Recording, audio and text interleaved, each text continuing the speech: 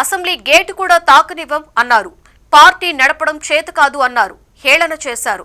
ఎన్ని మాటలన్నా అదరలేదు, బెదరలేదు. పోరాటమే ఊపిరిగా, రాష్ట్ర సంక్షేమమే లక్ష్యంగా ముందుకు సాగారు.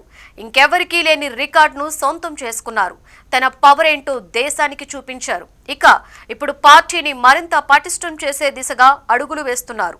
త్రిశూల వ్యూహం అంటున్న ఆయన మాటలు ఒక్కసారిగా వైరల్ అయ్యాయి. అసలు త్రిశూల వ్యూహం అంటే ఏంటి? ఆ వ్యూహంతో ఏపీ రాజకీయాలలో భారీ మార్పులు ఖాయమా?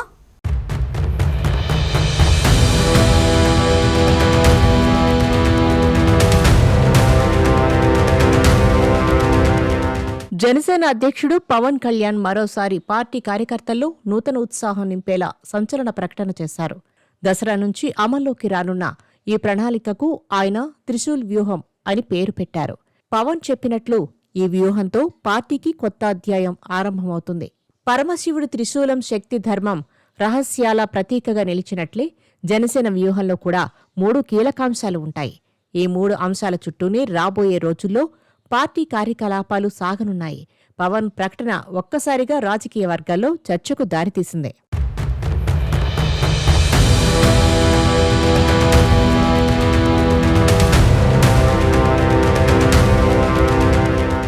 పవన్ మాట్లాడుతూ పార్టీ కార్యకర్తలను ఉద్దేశించి నాకు దశాబ్ద సమయం ఇవ్వండి అని కోరారు. పవన్ అసలు లక్ష్యం వైసీపీ అని అంటున్నారు. దీనికి కారణాలు కూడా ఉన్నాయంటున్నారు నేతలు. ప్రతి సందర్భంలోనూ పవన్ కళ్యాణ్ కార్యకర్తలను ఒక్కటే అడుగుతున్నారు. దశాబ్దం పాటు కూటమి బలంగా ఉండాలని నాకు 10 సంవత్సరాల సమయం ఇవ్వండి. మీ అందరినీ నాయకులుగా, దేశ నిర్మాణంలో కీలక వ్యక్తులుగా తీర్చిదిద్దుతాను అని అన్నారు పవన్. ఈ సమయంలో ఏపీలో అభివృద్ధి ఒక స్థాయికి చేరుతుందని భావిస్తున్నారు. పార్టీని బలంగా తయారు చేసి భవిష్యత్తులో సొంతంగా పోటీ చేయాలనేది జనసేనాని ఆలోచన అని చెబుతున్నారు. వచ్చే దశాబ్దంలో రాజకీయాలు ఎలా ఉండబోతాయో కూడా పవన్ వివరించారు.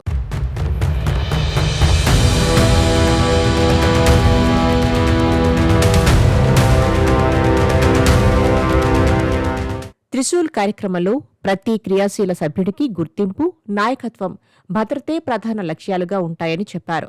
మెంబర్షిప్ నుంచి లీడర్షిప్ దిశగా అడుగులు వేస్తున్నారు. గ్రామస్థాయి నుంచి నియోజకవర్గం, పార్లమెంటు, జిల్లా, రాష్ట్ర స్థాయి వరకు పార్టీని బలమైన శక్తిగా ఎదగనివ్వాలన్నదే జనసేన ప్లాన్. పవన్ మాట్లాడుతూ బాధ్యతలు మోయడంలో కుటుంబాన్ని విస్మరించాను. సినిమాలపై సరిగ్గా దృష్టి పెట్టలేకపోయాను. కానీ జన సైనికులు, వీర మహిళలపై సంపూర్ణ దృష్టి పెట్టాను. దాని ఫలితంగా దేశంలో ఒక గొప్ప విజయాన్ని సాధించామన్నారు. 100% విజయం సాధించడం అంత సులభం కాదు.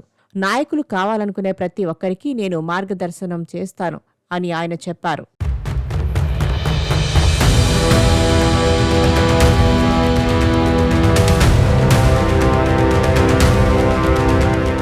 దేశ నిర్మాణం, పార్టీ బలోపేతం కోసం కలిసి ముందుకు సాగాలని పవన్ కళ్యాణ్ పిలుపునిచ్చారు. విశాఖ వేదికగా జరిగిన పార్టీ కార్యక్రమం కోసం ఇతర రాష్ట్రాల నుంచి కూడా కార్యకర్తలు పెద్ద ఎత్తున వచ్చారు. ఒడిశా, కర్ణాటక, తమిళనాడు, తెలంగాణ నుంచి కార్యకర్తలు హాజరయ్యారు. వారిలో కర్ణాటక కార్యకర్తలు తమ రాష్ట్ర జెండాను తీసుకొచ్చి జనసేన జెండాతో పాటు ప్రదర్శించారు. దీంతో పవన్ కళ్యాణ్ ఆ జెండాతో పాటు కండువాలను తీసుకుని మెడలో వేసుకుని జెండాను ఊపారు. దీంతో సభా ప్రాంగణం హోరెత్తిపోయింది. పవన్ మాట్లాడుతూ మనం బలహీనపడితే ఏపీలో మళ్లీ అరాచక పాలన వస్తుంది. అందుకే కూటమి దశాబ్దం పాటు కొనసాగాలి. 15 సంవత్సరాల పాటు రాజకీయ స్థిరత్వం అవసరం అని చెప్పారు. భాగస్వామ్య పక్షాలతో సమస్యలు వస్తే సామరస్యంగా పరిష్కరించుకోవాలని సూచించారు.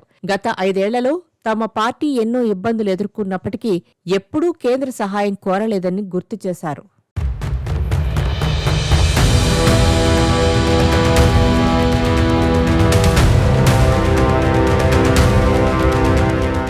సార్వత్రిక ఎన్నికల్లో జనసేన ఏ స్థాయిలో ప్రభంజనం సృష్టించిందో ప్రత్యేకించి చెప్పక్కర్లేదు.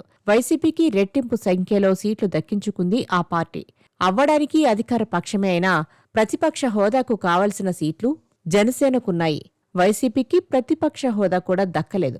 పవన్ కళ్యాణ్ను అసెంబ్లీ గేటు తాకనివ్వనంటూ శపథం చేశారు వైసీపీ నేతలు. కానీ ఇప్పుడు వాళ్లే అసెంబ్లీకి రాని పరిస్థితి. ఇక త్రిశూల్ వ్యూహంతో ఏపీలోని 175 నియోజకవర్గాల్లో పార్టీని బలోపేతం చేయబోతున్నామని పవన్ హింటిచ్చారు. జనసేనకు అన్ని నియోజకవర్గాల్లో క్యాడర్ ఉన్నప్పటికీ బలమైన నేతలు లేరు. మరింత మంది బలమైన నేతలను తయారు చేసుకునేందుకు పవన్ త్రిశూల్ వ్యూహంతో ముందుకు వెళ్లడం ఖాయంగా కనిపిస్తోంది. దశాబ్ద కాలంలో పార్టీని రాష్ట్రవ్యాప్తంగా బలోపేతం చేసుకుంటే ఒంటరిగా ఎన్నికలకు వెళ్లినా సంచలన ఫలితాలు ఖాయమని పవన్ భావిస్తున్నట్లు తెలుస్తోంది.